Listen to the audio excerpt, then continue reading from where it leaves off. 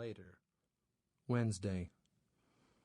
The sound of boots crunching into gravel carried across the blacktop, while the man who wore them was still a shimmering black figure approaching the sign that read, "Welcome to Paradise, Colorado. Population 450.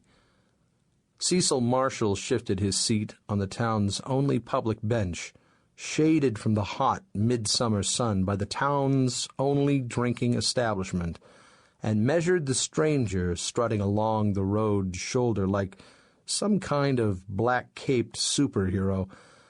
It wasn't just the man's black broad-brimmed hat or his dark trench coat whipped about by a warm afternoon breeze, but the way he carried himself that made Cecil think, "Jiminy cricket, Zorro's a-comin'."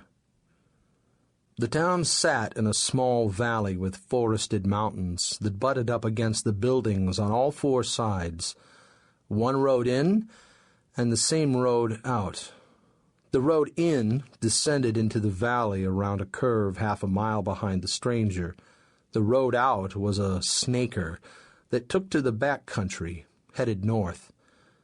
Paradise was a typical small mountain town, the kind with one of most things and none of many things.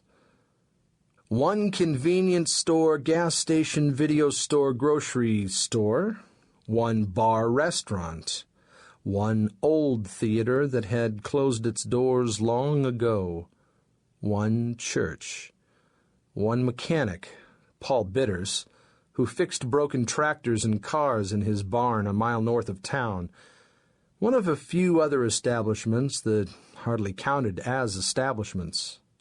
No hospital, no arcade, no real grocery store other than the convenience store. Everyone shopped in Delta, 20 miles west.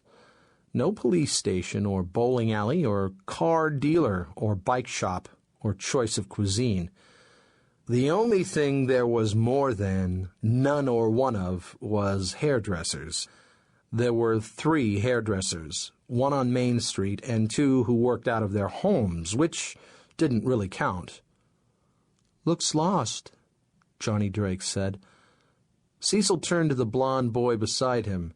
Johnny slouched back, legs dangling off the bench, watching the stranger.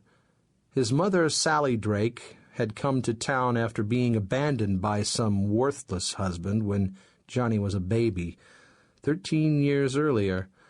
Sally's father, Dylan Drake, had passed away, leaving her the house that she and Johnny now lived in.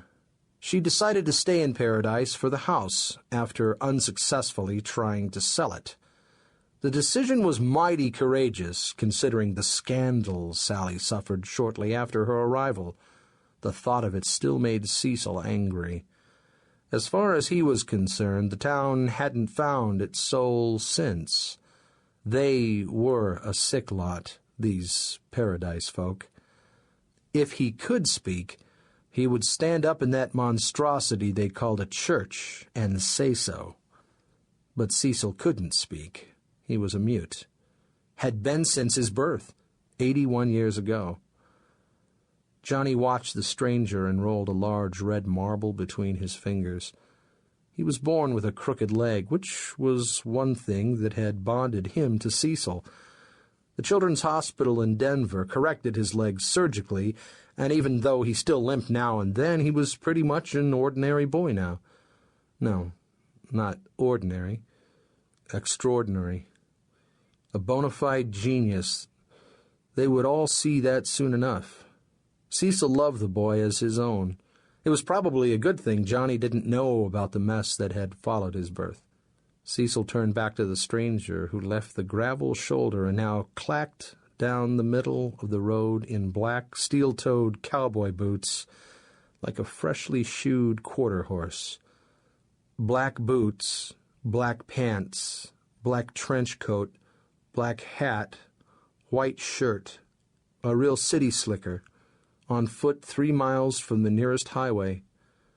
I'll bet he's sporting a black mustache to boot. Cecil dropped his eyes to the leather-bound copy of Moby Dick in his lap.